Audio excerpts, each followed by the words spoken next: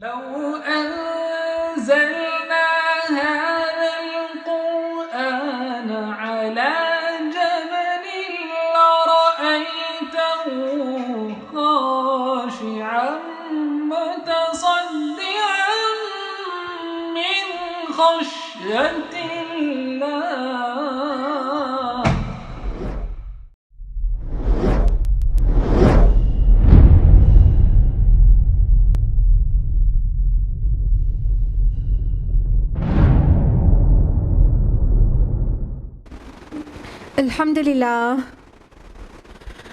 الحمدللہ رب العالمین والصلاة والسلام علی رسولہ الکریم وعلی آلہ واصحابہ اجمعین.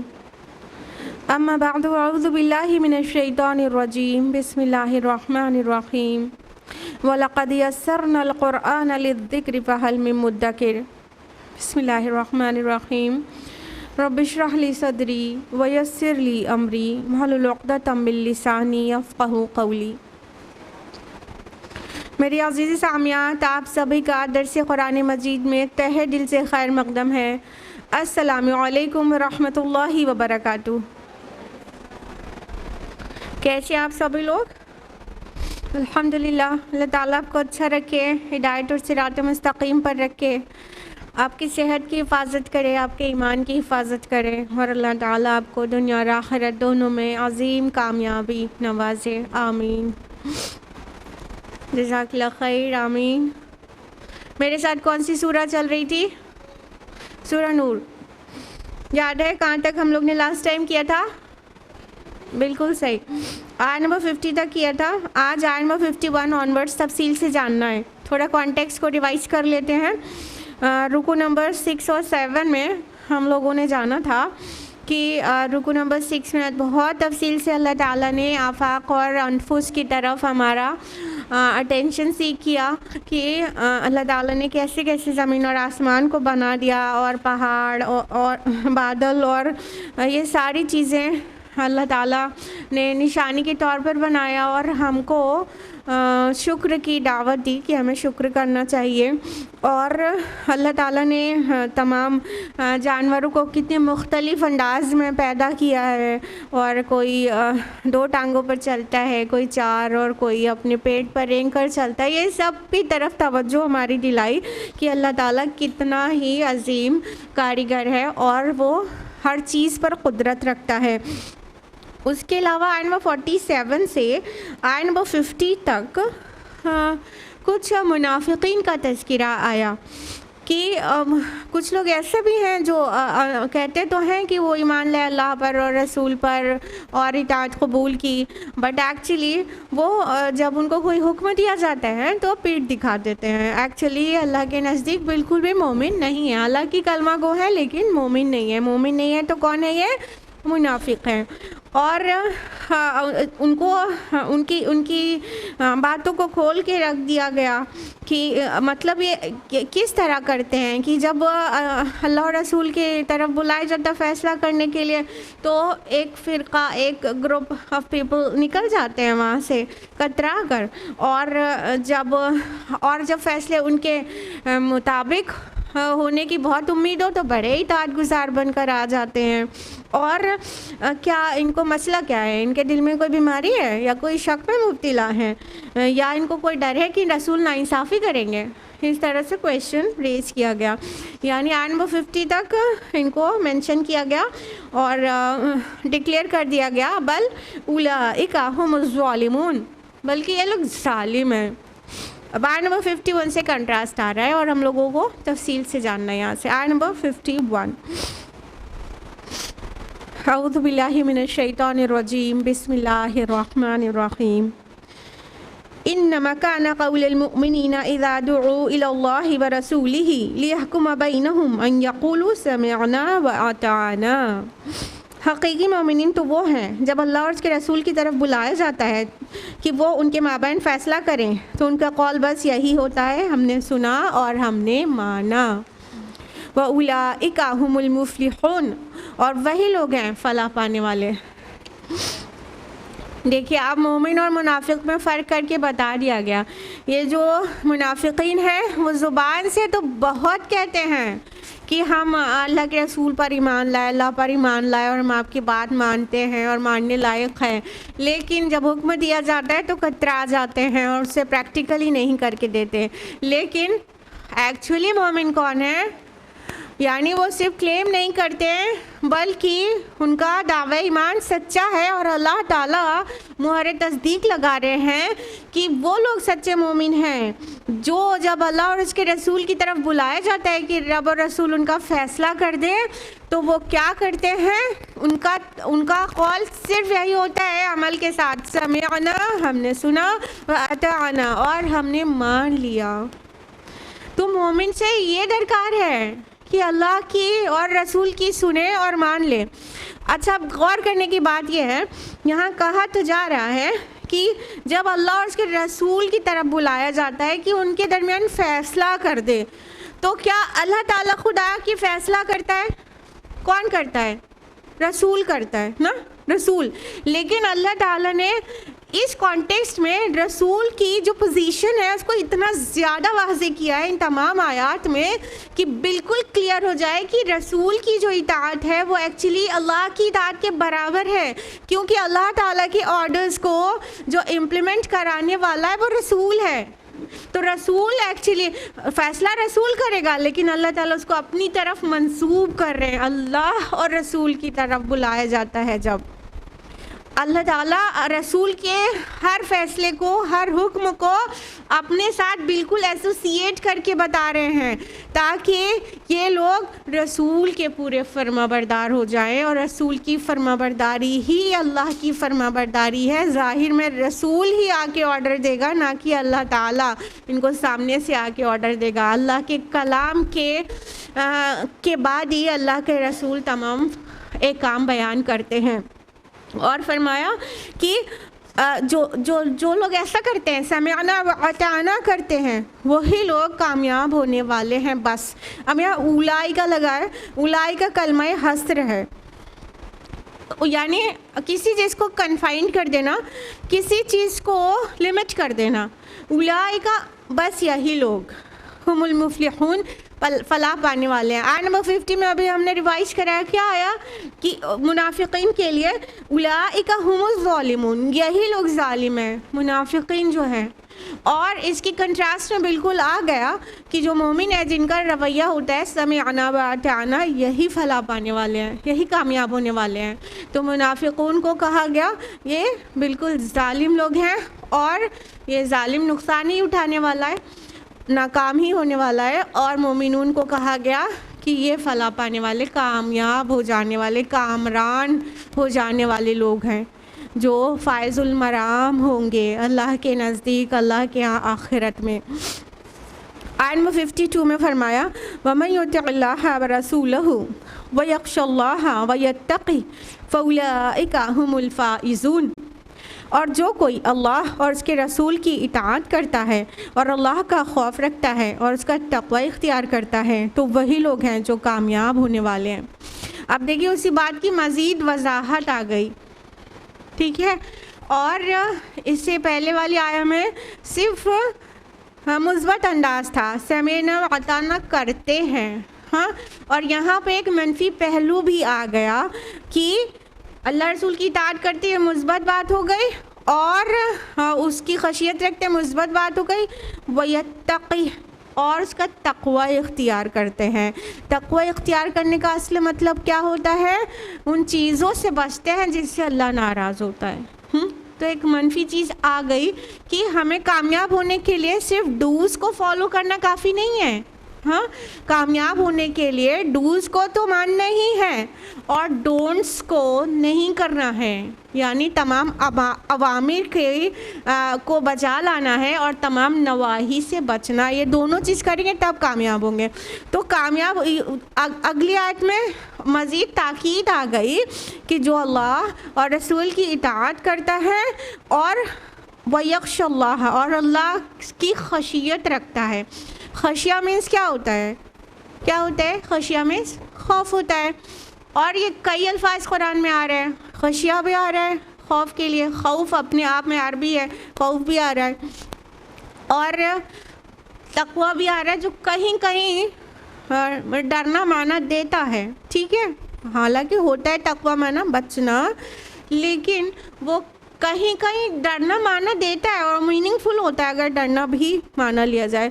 تو اب یہاں دونوں چیز ایک ساتھ آ گئی، خشیہ بھی آ گئی اور تقویٰ بھی آ گیا. تو اس کو اس طرح سے ہم سمجھ سکتے ہیں کہ اللہ کا خشیت بھی رکھتا ہے اور اللہ کا تقویٰ بھی رکھتا ہے. کیا سمجھ آ رہا ہے؟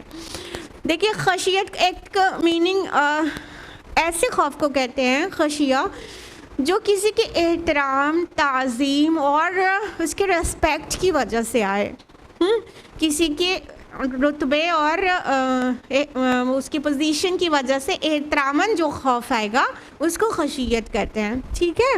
تو اللہ تعالیٰ کی جو بزرگی ہے اس کے حساب میں ہمیں اللہ تعالیٰ سے ڈرنا چاہیے، یعنی ادب و احترام کرنا چاہیے، اس کی وجہ سے ایک ڈر ہونا چاہیے، اس کو خشیہ کہتے ہیں.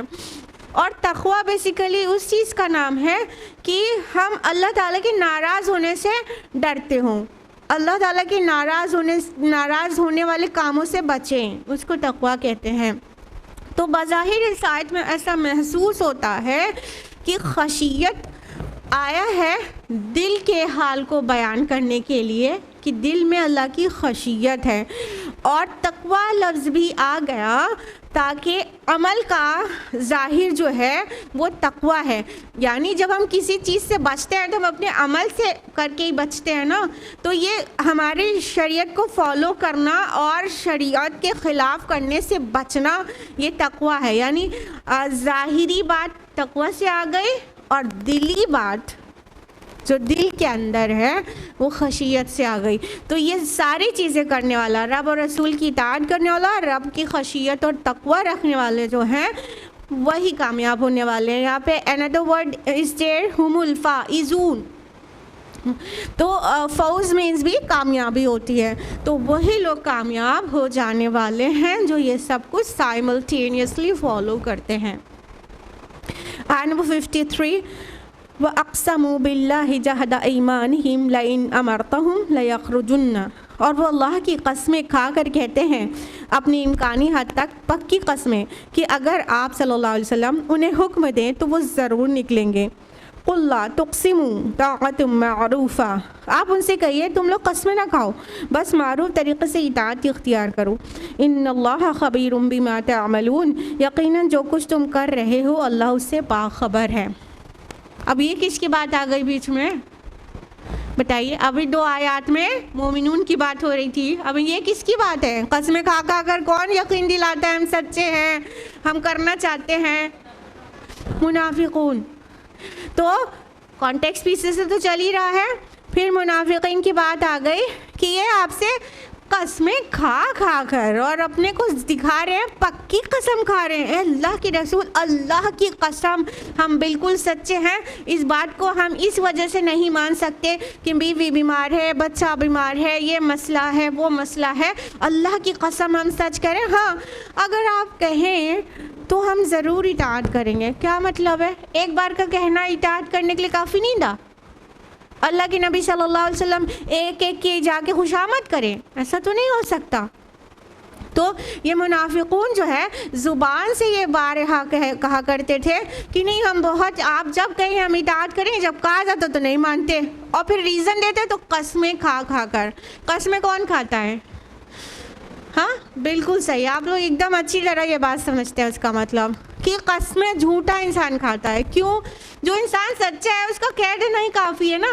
سچے کا سچ بھی سماج میں آیا رہتا ہے اور جھوٹے کا جھوٹ بھی کھل ہی جاتا ہے. کلیئر؟ تو جو انسان سچا ہوتا ہے وہ بات اپنی بنا قسم کے بس کہہ دے گا، اسے مانا جائے گا کہ سچ بول رہا ہے، سچی بولتا ہے تو سچ بول رہا ہے. لیکن قسم کھانے کی ضرورت کس کو پیش آئے گی؟ جس کا جھوٹ اکثر سوسائٹی میں کھل کے آتا رہتا ہے. اب وہ کوئی بات کہے گا تو اسے یقین دلانے کے لیے قسم کا سہارا لینا پڑے گا کہ نہیں اللہ کی قسم ہم سچ بول رہے ہیں. اور وہ 8 میں سے 2 بار سچ بھی بول رہا ہوگا تو کوئی یقین نہیں کرے گا، اس لیے اسے قسم کھانا ہی پڑے گا. لہٰذا منافقون بڑی بڑی قسمیں اٹھا کر اپنی بات کو یقین دلاتے تھے اللہ کے رسول صلی اللہ علیہ وسلم کو اور صحابہ کو. نہیں ہم سچ کہہ رہے ہیں. تو اللہ تعالیٰ نے ان کو پھٹکار لگائی کہ تم قسمیں مت کھاؤ. طاعت معروفہ یہ دوہرے معنی میں آ رہی ہے. ایک تو اس کو ٹرانسلیٹ ایسے بھی کر سکتے ہیں جو ہم نے پہلے کیا کہ بس معروف طریقے سے اطاعت اختیار کرو, اور دوسری طرح سے اس کو نیگیٹو سینس میں بھی سمجھ سکتے ہیں کہ طاعت معروفہ تمہاری جو اطاعت ہے نا وہ بہت معروف ہے, ویل نون ہے, سب جانتے ہیں, تمہاری اطاعت معلوم ہے, قسم مت کھاؤ, تمہاری اطاعت جانتے ہیں. تو اللہ تعالیٰ نے پھٹکار لگائی ان کو کہ چلو چلو تم قسمیں مت کھاؤ, تمہاری اطاعت کا سب کو خبر ہے کہ تم کتنے اطاعت گزار ہو اللہ کے رسول کے. اور آگے اللہ تعالیٰ نے اپنے خبیر ہونے کا خبر دے دی کہ جو کچھ تم کر رہے ہو نا اللہ تعالیٰ اس سے باخبر ہے. تم قسمیں کھا کھا کے رسول کو یقین دلا لو اور مومنون کو یقین دلا لو کہ تم سچ کہہ رہے ہو کہ اللہ تعالیٰ خوب اچھی طرح جانتے ہیں تمہارے اعمال کو, اور تم اللہ تعالیٰ سے کوئی چیز چھپا نہیں سکتے, تم اللہ تعالیٰ سے جھوٹ بول کے کامیاب نہیں ہو سکتے, اللہ تعالیٰ بہت خبردار ہے.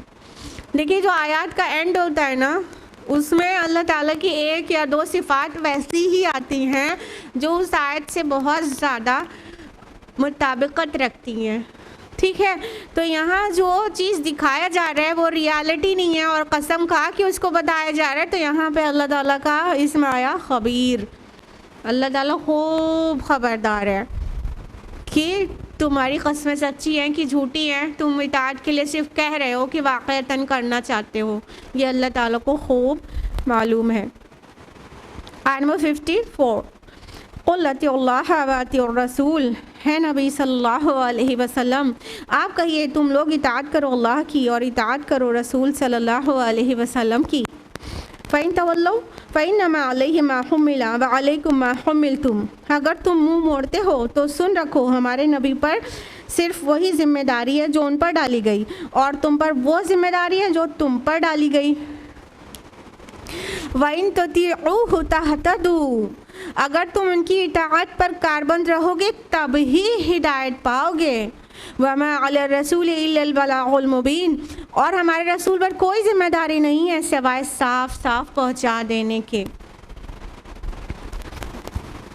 اب دیکھیے نہایت ہی اہم آیت اس اعتبار سے, رسول کی اطاعت کے اعتبار سے. یہ دیکھیے کتنا بیوٹیفل کو انسیڈنس ہے کہ ماہ ربیع الاول چل رہا ہے اور نبی صلی اللہ علیہ وسلم سے محبت کے دعوے کیے جانے کے ساتھ ساتھ مختلف طرح سے مظاہرے کیے جا رہے ہیں, اور اسی ٹائم پر یہ آیات آ رہی ہیں لگاتار کہ رسول کی اصل احترام اور اصل محبت کیا ہے, ان کی اطاعت میں ہے. کتنا بیوٹیفل کو انسیڈنس ہے نا, حسن اتفاق. تو اللہ تعالیٰ کیا کہہ رہے ہیں, نبی ان سے کہہ دیجئے, ان کو واضح کر دیجئے, اطیعوا اللہ واطیعوا الرسول, اطاعت کرو اللہ کی اور اطاعت کرو رسول صلی اللہ علیہ وسلم کی. یہ فریز جو ہے قرآن حکیم میں نو لیس دین 11 ڈفرینٹ پلیسز پر آتا ہے, اور اللہ کی اطاعت کے ساتھ ہر جگہ رسول کی اطاعت ساتھ لگی ہوئی ہے. It's mention in different places of the Quran, like in Surah Al-Imran, Surah number 3, ayah number 32, ayah number 132, Surah Nisa, Surah number 4, ayah number 59, Surah Maida, Surah number 5, ayah number 92, Surah Anfal, Surah number 8, ayah number 1, ayah number 20, ayah number 46, اور یہ مقام ہے سورہ نور کا آیہ number 54. پھر اس کے آگے سورہ محمد سورہ نمبر 47 آیہ نمبر 33, سورہ مجادلہ سورہ نمبر 58 آیہ نمبر 13, اور سورہ تغابن سورہ نمبر 64 آیہ نمبر 12. نو لیس دین 11 ڈفرینٹ پلیسز پر یہ فریز ایسے کا ایسا آ رہا ہے تو اللہ واطیع اور رسول, اطاعت کرو اللہ کی اور اطاعت کرو رسول صلی اللہ علیہ وسلم کی. اللہ تعالیٰ کوئی بات ایک بار بھی حکم دے دے تو سر آنکھوں پر, لیکن اللہ پاک جس بات کو اتنی بار دہرائے تو اس کی اہمیت کا پتہ چلتا ہے. یعنی اللہ تعالیٰ کہہ رہے ہیں کہ اے مومنو تمہارا دعوی ایمان سچا تبھی ہے جب تم رب اور رسول کی اطاعت کرو. اور دیکھیے رب کی اطاعت کو رسول کی اطاعت کے ساتھ ایسے جوڑ دیا گیا ہے کہ جیسے دونوں چیز ایک ہی ہے. اور ایسے ہی یہ سمجھ کی بات نہیں ہے, کہا بھی گیا ہے. سورہ نساء سورہ نمبر 4 آیت نمبر 80 میں اللہ تعالیٰ نے فرمایا کہ من یطیع الرسول فقد اطاع اللہ, جس نے رسول کی اطاعت کی اس نے اللہ کی اطاعت کی. بالکل ہم مانا ہے رسول کی اطاعت اللہ کی اطاعت کے. ابھی ایک آیت کے بعد آیت نمبر 56 آئے گی, اس میں صرف رسول کی اطاعت کے لیے کہا گیا ہے. کہنے کا مطلب رسول کی اطاعت اور زیادہ بار کہی گئی.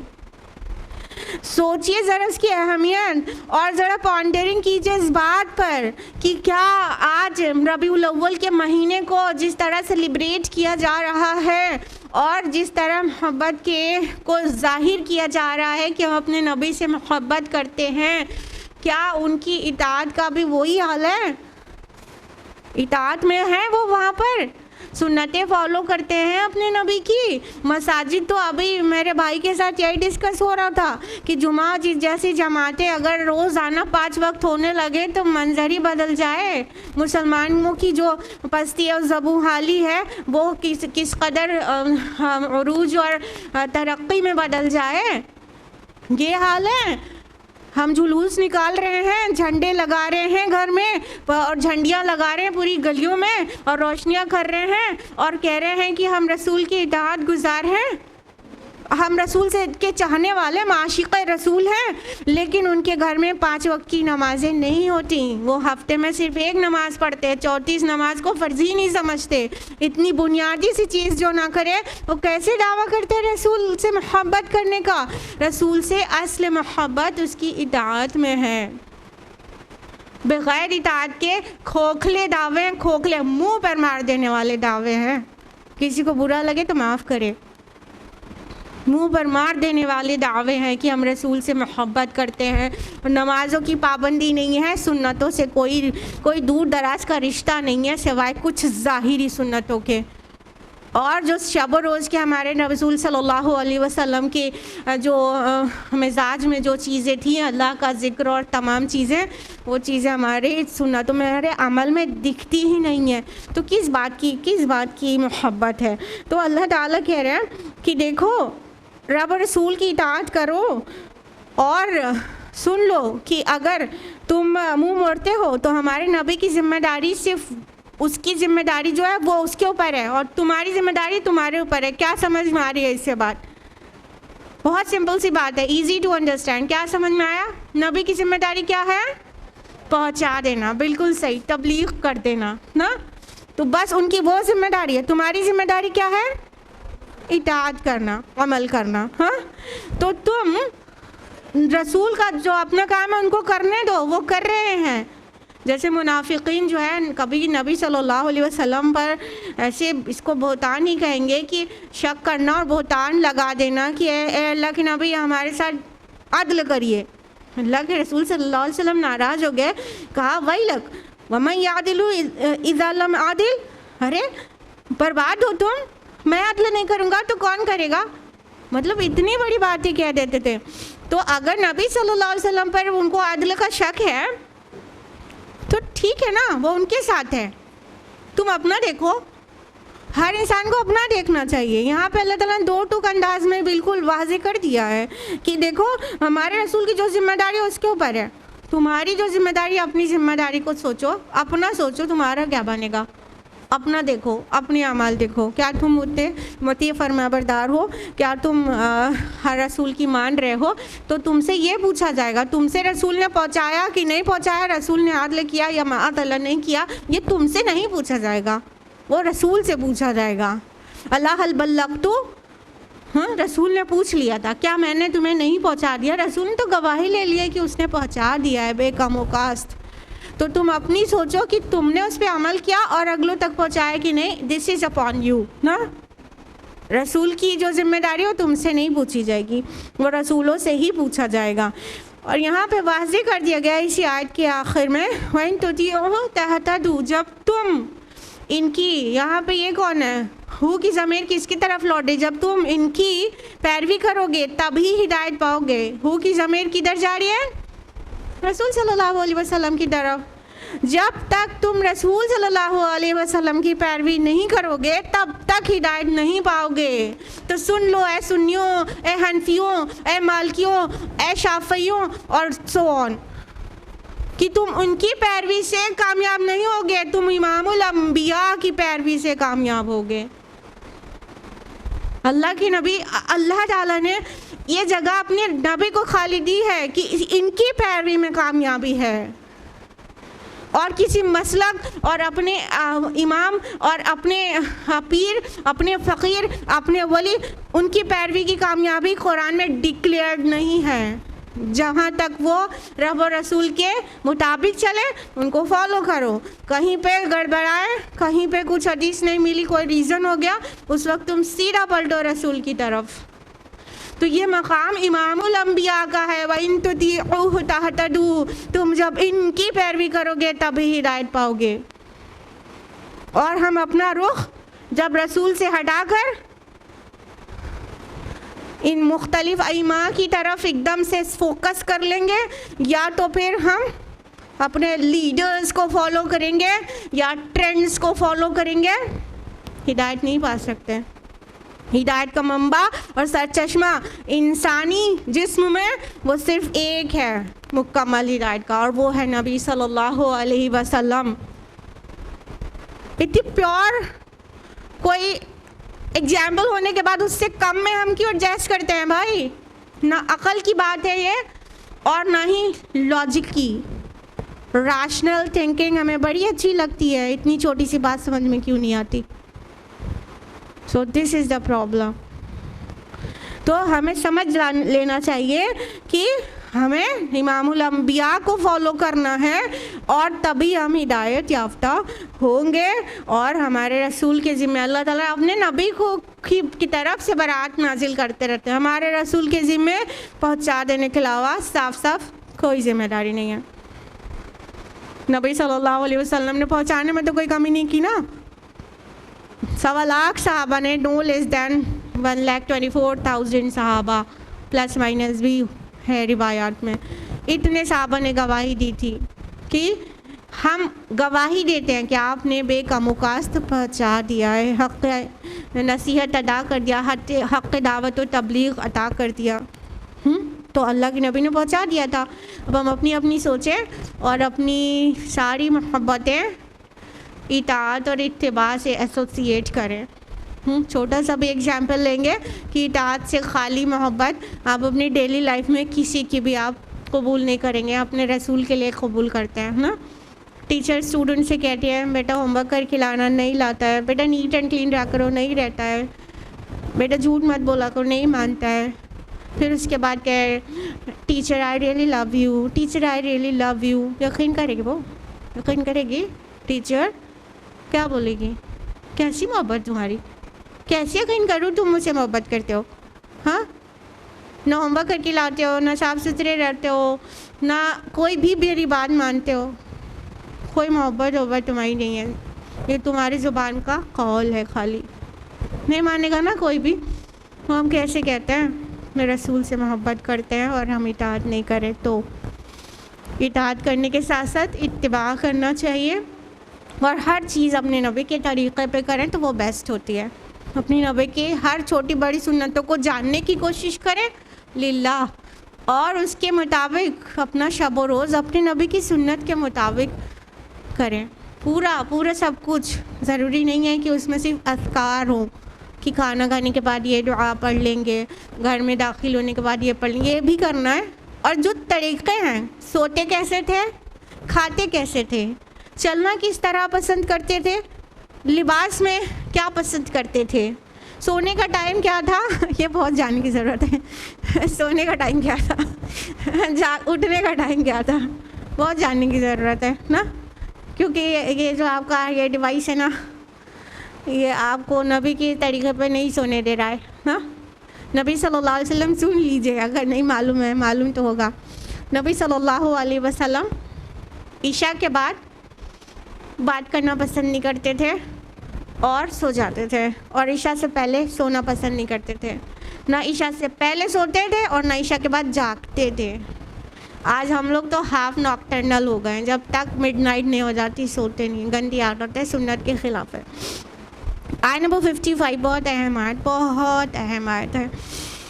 وعد اللہ الذین آمنوا منکم وعملوا الصالحات، اللہ کا وعدہ ہے تم میں سے ان لوگوں کے ساتھ جو ایمان لائیں اور نیک عمل کریں۔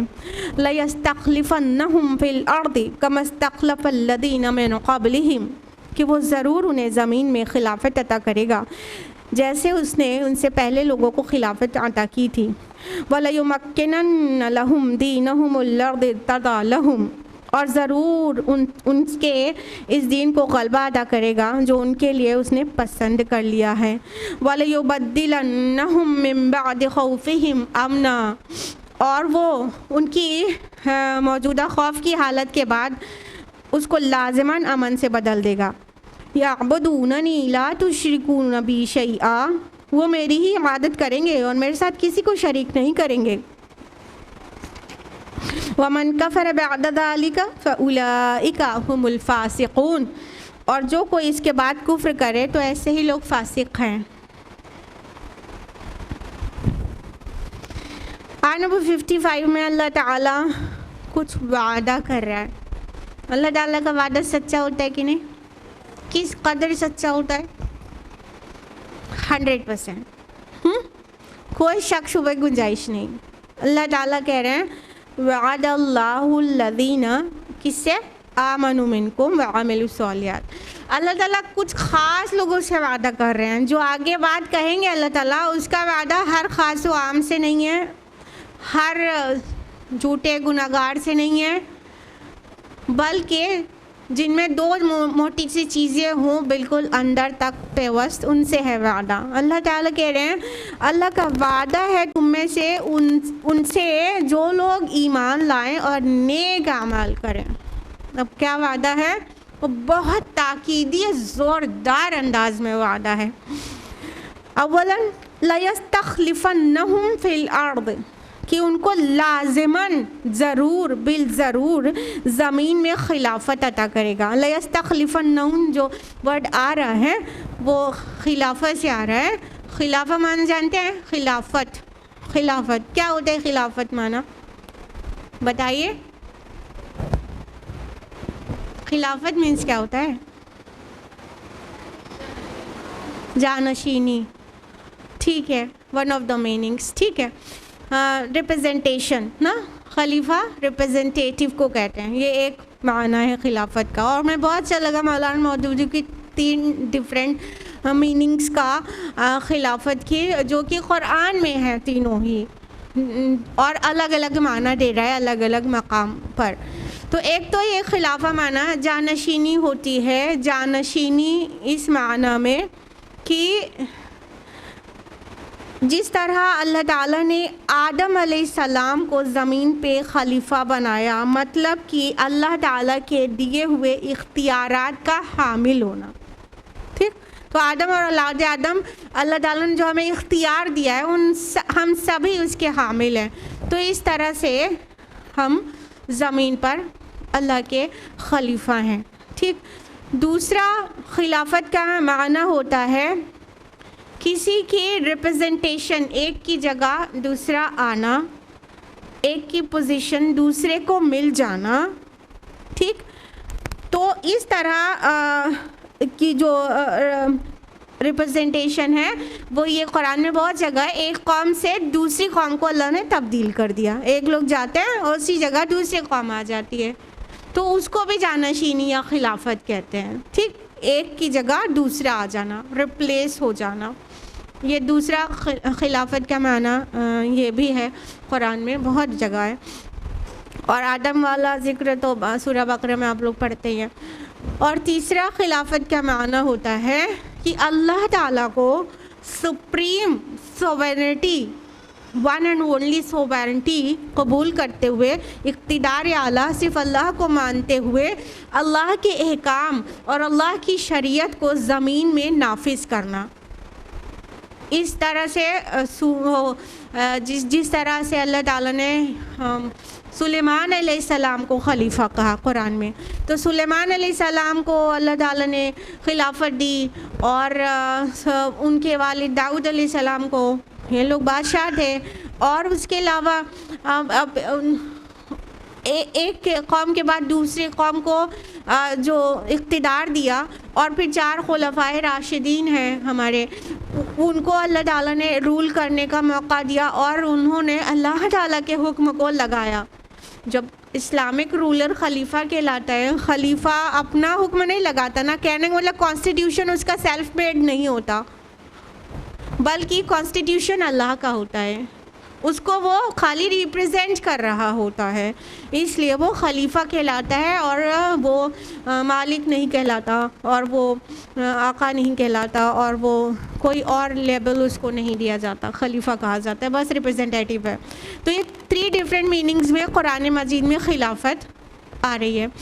تو یہاں پر جس خلافت کا ذکر ہے، جو ہم نے سب سے لاسٹ میں آپ کو مینشن کیا، کہ اقتدار اعلیٰ اللہ تعالیٰ کو مانتے ہوئے اس کے حکم، اس کے شریعت کو زمین کے اوپر نافذ کرنا اور رول کرنا، اس خلافت کی بات ہو رہی ہے.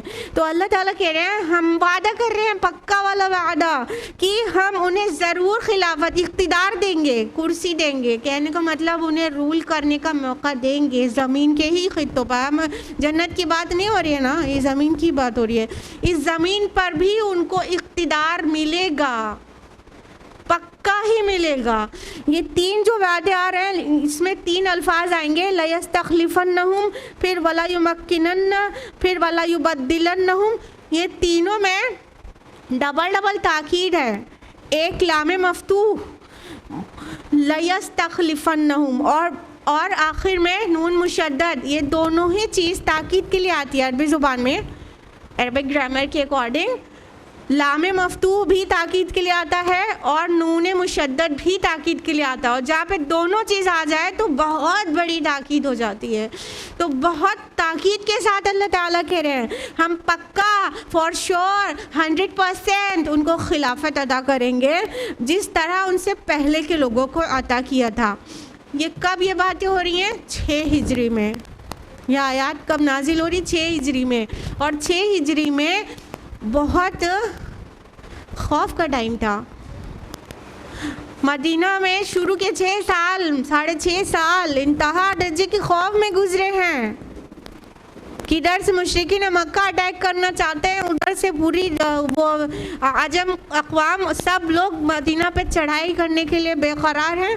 تو اس مشکل کے ٹائم پہ یہ آیت نازل ہو رہی ہے. کتنا بڑا ریوائٹلائز ہو گئے ہوں گے صحابہ ان آیات کے بعد، کہ اور ہم جیسے پہلے کے لوگوں کو خلافت عطا کی تھی، ویسے پکا ہی ہم اپنے مومن بندوں اور وہ اعمال صالح کرنے والوں کو پکا ہی خلافت عطا کریں گے، اور انہیں زمین پر غلبہ دیں گے، اور ان کے لیے جو دین ہم نے پسند کر لیا ہے اس کو جما دیں گے زمین میں. یعنی واضح کر دیا گیا، خلافت ان کے تاج پہننے کے لیے نہیں دیں گے، اس دین کی سربلندی کے لیے دیں گے جو دین اللہ اپنے بندوں کے لیے پسند کرتا ہے. وہ دین کون سا ہے؟ اسلام. سورہ مائدہ سورہ نمبر 5 آیت نمبر 3 میں اللہ تعالیٰ نے واضح بتایا ہے نا، الیوم اکملت لکم دینکم واتممت علیکم نعمتی ورضیت لکم الاسلام دینا. آج ہم نے تمہارے دین کو مکمل کر دیا اور تم پر اپنی نعمت تمام کر دی، اور تمہارے لیے اسلام کے دین ہونے پر رضامند ہو گیا. تو اللہ تعالیٰ کس دین سے راضی ہے؟ دین اسلام سے، جو سبمیشن اور سرنڈر کا دین ہے، سرنڈر ہونے کا، کہ اللہ ہم نے اپنے کو آپ کو سونپ دیا، we are surrender before you. بس یہ ہے اسلام. تو اللہ تعالیٰ کہہ رہے ہیں وہ دین ضرور قائم ہو جائے گا، اس کو تمکن عطا کریں گے، غلبہ عطا کریں گے. اور ان کی جو موجودہ خوف کی حالت ہے نا، وَلَا يُبَدِّلَنَّهُمْ مِن بَعْدِ خَوْفِهِمْ أَمْنًا، اور یہ جو ان کی حالت خوف ہے نا، اس کو امن سے بدل دیں گے. پھر کتنا لمبا سفر ایک عورت تنہا بھی کرے گی تو اللہ کے علاوہ اس کے دل میں کسی کا خوف نہیں ہوگا.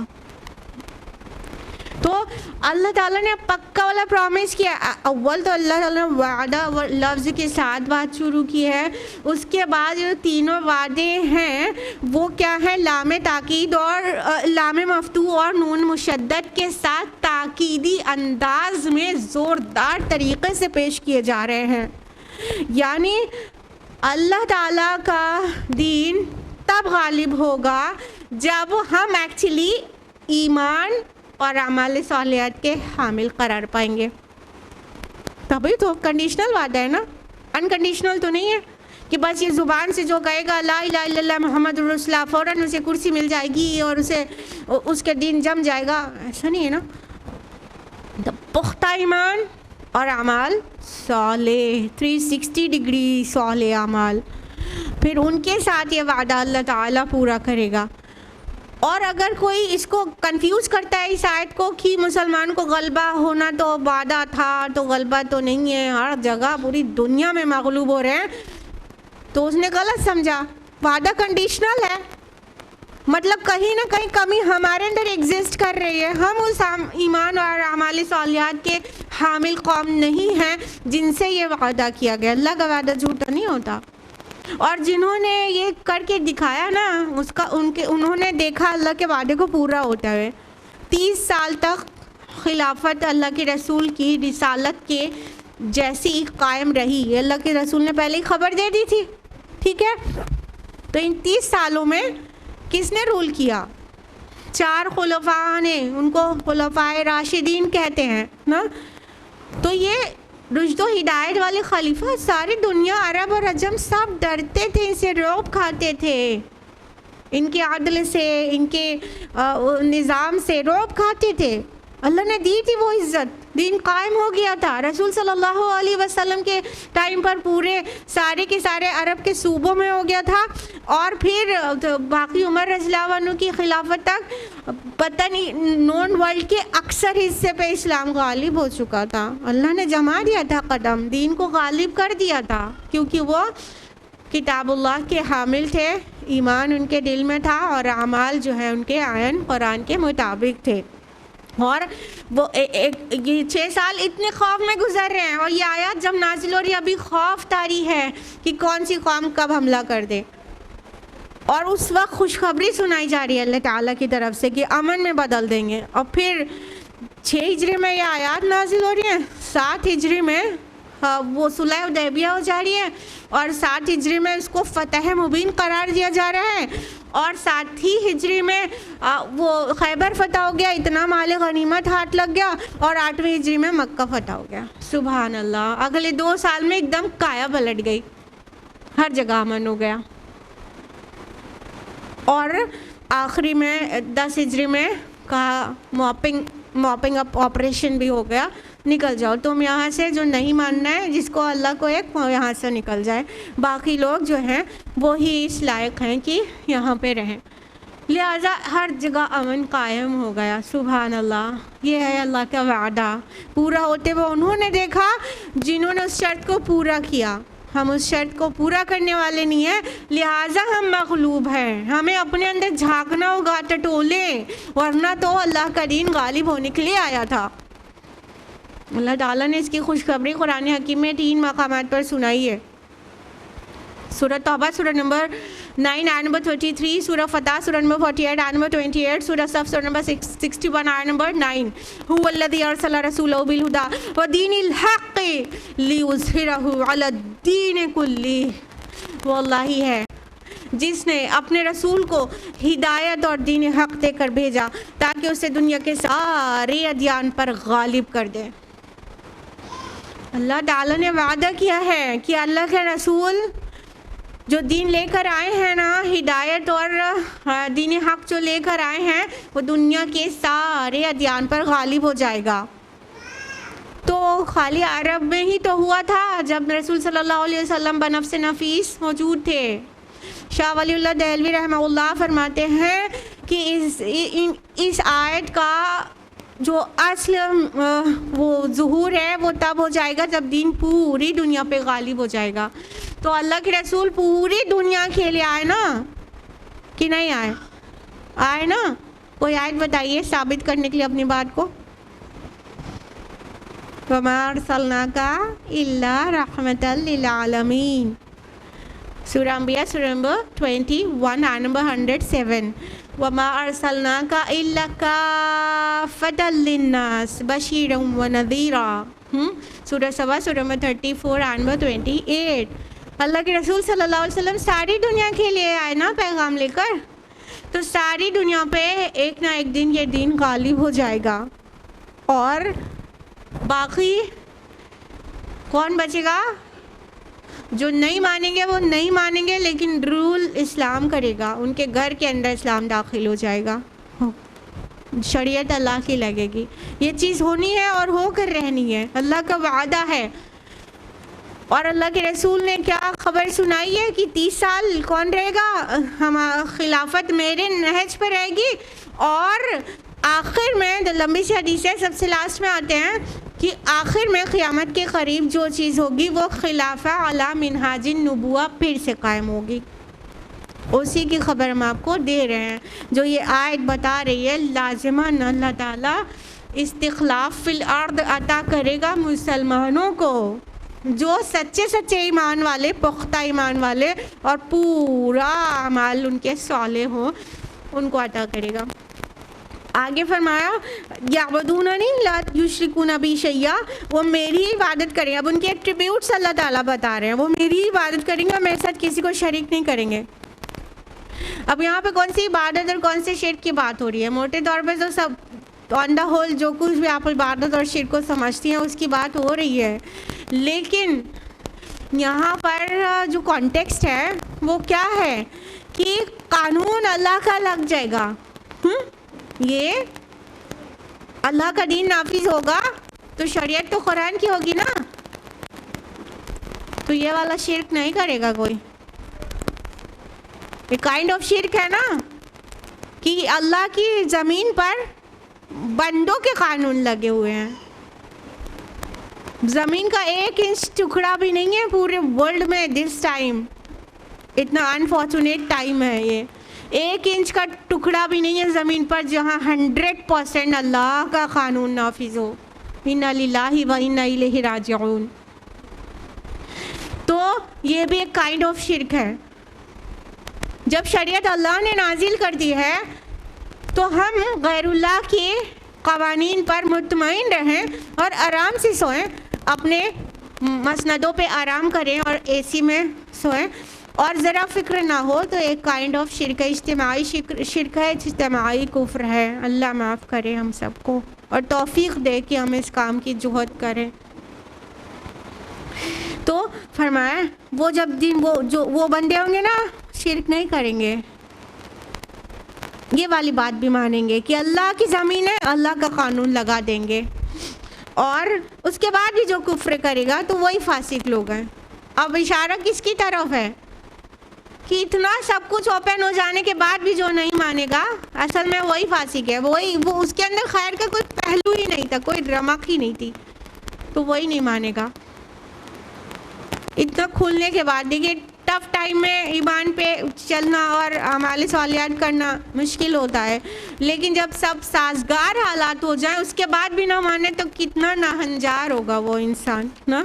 تو بس اب جو نہیں مانے گا وہ فاسق ہے، اور جو فاسق ہے بس وہی نہیں مانے گا، باقی تو سب مان لیں گے. تو یہ ہے اس آیت میں زبردست خوشخبریاں اور وعدے. آیت نمبر 55 اس کو گھر میں پونڈر کریے گا آپ لوگ. آیت نمبر 56 میں فرمایا وَأَقِيمُوا الصَّلَاةَ وَآتُوا الزَّكَاةَ وَأَطِيعُوا الرَّسُولَ لَعَلَّكُمْ تُرْحَمُونَ. اور نماز قائم کرو اور زکوٰۃ ادا کرو اور رسول کی اطاعت کرو تاکہ تم پر رحم کیا جائے. دیکھیں اس کو اس آیت کو اس آیت کی کنٹینیویشن میں بھی سمجھ سکتے ہیں کہ اللہ تعالیٰ فرما رہے ہیں کہ یہ جو استخلاف الارض کریں گے نا وہ ایکچولی یہ چیزیں ضرور کریں گے، اور تم کو کرنا ہے تو یہ چیزیں ضرور کرو. صلاۃ قائم کرو، زکوٰۃ ادا کرو اور رسول کی اطاعت کرو. ابھی کہا تھا نا آیت نمبر 56 میں اکیلے رسول کی اطاعت کا حکم آئے گا، اور رسول کی اطاعت کرو تاکہ تم پر رحم کیا جائے. تو یہ تو بالکل بنیادی چیز ہے. اتنے غم کے دن چل رہے ہیں کہ جمعہ کی صلاح میں جتنے نمازی ہوتے ہیں کہ باقی نمازیں 34 اور بھی تو نمازیں فرض ہیں بھائی، خالی جمعہ تو فرض نہیں ہے، لیکن اللہ کے ان بندوں کو صرف 35 نمازوں میں ایک یاد رہتی ہے اور 34 بھولے رہتے ہیں۔ اس کو صلاح قائم کرنا کہتے ہیں، ہفتے میں ایک بار نماز پڑھنے کو صلاح قائم کرنا کہیں گے۔ سبحان اللہ۔ کوئی نماز اپنے وقت سے ادھر ادھر نہ ہو، جماعت کے ساتھ ہو، پابندی کے ساتھ ہو، کوئی مس نہ ہو، خشوع اور خضوع کے ساتھ ہو، تب قائم کیا نا، اقامت صلاح اس کو کہیں گے۔ تو اقامت صلاح ہو اور زکوٰۃ کی ادائیگی ہو۔ دیکھیے اگر زکوٰۃ مسلمان ہونے کے لیے دو جو ہے اتنی بیسک چیزیں ہیں کہ اس کے بغیر مسلمان ہونے کا تصور ہی نہیں ہے۔ I'm telling you literally this is so۔ آپ قرآن کی اور کئی آیاتوں کو پونڈر کریں گے تو آپ کو سمجھ آئے گا کہ ایمان کے بعد اقامت صلاح اور ایتاء زکوٰۃ یہ دونوں چیز کا ذکر ایمان کے ساتھ ساتھ ہی لگا ہوا ہے۔ اس کے بغیر تو کوئی مومن سمجھے ہی نہ اپنے آپ کو۔ اقامت صلاح اس لیے ضروری ہے کہ بندہ بار بار اللہ کی طرف پلٹے، اسے یاد کرے اور اس کا ذکر کرے تاکہ وہ ہدایت پر رہے۔ اور ایتاء زکوٰۃ اس لیے ضروری ہے کہ اگر سوسائٹی میں ایک طرف ایک دم زیادہ مفلسی ہوگی اور دوسری طرف اتنی دولت ہوگی کہ عیاشی ہوگی تو پھر وہاں پہ کیسے پورا نظام سدھرا ہوا کیسے رہ سکتا ہے؟ اور جب اتنی مفلسی ہوتی ہے، ہم بہت اس بارے میں سوچتے ہیں کہ جب انسان کے پاس کوئی فزیکل بہت زیادہ پین ہو یا بہت غریبی ہو تو عبادت تک میں دل نہیں لگتا، ایسا ہوتا ہے نا؟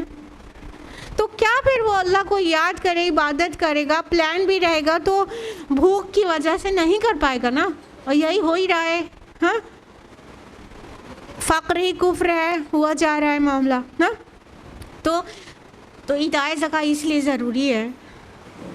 ایتاء زکوٰۃ سے سوسائٹی میں اکانومک بیلنس مینٹین ہوتا ہے اور کوئی اتنا غریب نہیں رہتا کہ اس کی بیسک نیڈز بھی پوری نہ ہو، اور کوئی اتنا امیر بھی نہیں ہونے پاتا ہے کہ وہ عیاشی پہ آمادہ ہو جائے۔ ان دونوں ایکسٹریمز کے بیچ میں آ جاتا ہے۔ یہ تو نہیں کہیں گے کہ ویلتھ ایک دم ایکولی ڈسٹریبیوٹ ہو جاتی ہے، ایسا ہو جائے گا تو شاید دنیا ہی نہ چل سکے، ایک دم سب کے پاس برابر کمال ہو، لیکن ایک بہت اوپر اور بہت نیچے ہونے سے ایک بہترین بیلنس مینٹین ہو جاتا ہے، جس سے سماج میں امن آتا ہے اور کرائم دور ہوتا ہے۔ تو صلاح اور زکوٰۃ کے بغیر تو مسلمان ہونے کا تصور ہی نہیں ہے۔ جس کے پاس اتنی دولت ہو کہ وہ نصاب لیول پہ پہنچ رہی ہو اور وہ بخیلی میں وہ زکوٰۃ نہیں دے تو اس کو اپنے ایمان کی خیر منانی چاہیے، اور جو بالغ ہو اور اس کے بعد نماز نہیں پڑھے تو اس کو اپنے ایمان کی خیر منانی چاہیے۔ فرمایا اور رسول کی اطاعت کرو تاکہ تم پر رحم کیا جائے۔ ہم اللہ کی رحمت کے بھکاری ہیں کہ نہیں ہیں؟ اللہ کی رحمت کے بغیر جی لیں گے؟ کامیاب ہو جائیں گے؟ تو پھر اگر ہم چاہتے ہیں لعلکم ترحمون میں خود کو بھی شامل کریں تو یہ بیسک چیزیں تو ایٹ لیسٹ کرنی ہی ہوں گی۔ اللہ توفیق دے۔ آیت نمبر 57، لا تحسبن الذین کفروا معجزین فی الارض، ان کافروں کی نسبت یہ گمان نہ کرو کہ وہ زمین میں اللہ کو عاجز کر دیں گے۔ ومأواہم النار ولبئس المصیر، اور ان کا ٹھکانہ آگ ہے اور وہ بہت ہی برا ٹھکانہ ہے۔ اب یہ جو لوگ مان کر نہیں دے رہے ہیں، چاہے وہ کفار ہوں، اور یہاں کفار منافقین کو بھی سمجھا جائے گا۔ منافق کیا ہوتے ہیں؟ دل سے تو کافر ہی ہوتے ہیں نا۔ جب رب اور رسول کی ماننا نہیں ہے، اطاعت نہیں کرنا، اس کو ہی تو کفر کہتے ہیں نا۔ آئی کین پروو دس، سورہ ال عمران سورہ نمبر 3 آیت نمبر 32۔ اللہ تعالیٰ نے کہا اطیعوا اللہ واطیعوا الرسول، اطاعت کرو اللہ کی اور اس کے رسول کی۔ فَإِن تَوَلَّوْا فَإِنَّ اللَّهَ لَا يُحِبُّ الْكَافِرِينَ، اور جو منہ پھیریں، جو پیٹھ دکھا دیں، تو اللہ کو ایسے کافر بالکل پسند نہیں ہے۔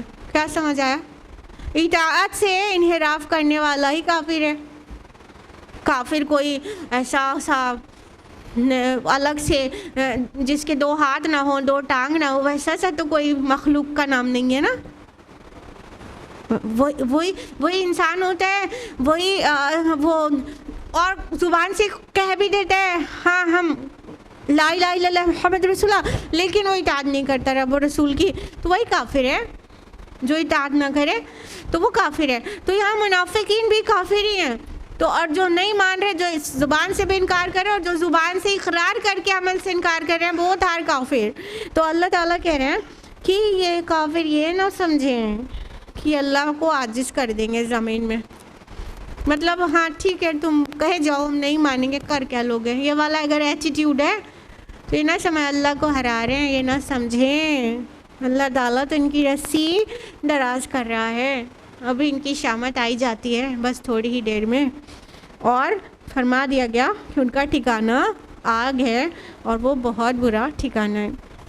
تو اللہ تعالیٰ اگر ان سے فوراً ریونج نہیں کر رہا ہے، ان سے بدلہ نہیں لے رہا ہے، تو یہ اور شیر نہ ہو جائیں، بلکہ ان کی شامت ہے یہ کہ ان کی رسی ڈھیلی کی جا رہی ہے، پھر اللہ تعالیٰ ایک دم سے پکڑ لیں گے اور پھر آگ میں ڈال دیں گے.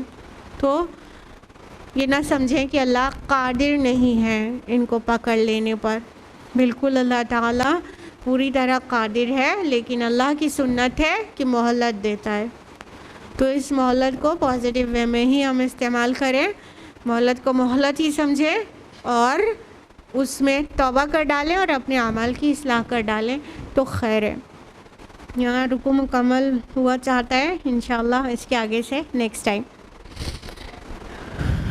اللہ تعالیٰ سے دعا ہے کہ وہ ہم سبھی کو قرآن مجید پڑھنے، سمجھنے، غور و فکر کرنے، عمل کرنے اور دوسروں تک پہنچانے کی توفیق عطا فرمائے. اللہ تعالیٰ قرآن کے ایک ایک احکام پر ہم کو کاربند کر دے، ہم کو اپنا اور اپنے رسول کا مطیع فرما بردار بنا لے، یہاں تک کہ وہ ہمیں پسند کرے اور وہ ہم سے راضی ہو جائے. آمین یا رب العالمین. وآخر دعوانا الحمد للہ رب العالمین. والسلام علیکم ورحمۃ اللہ وبرکاتہ.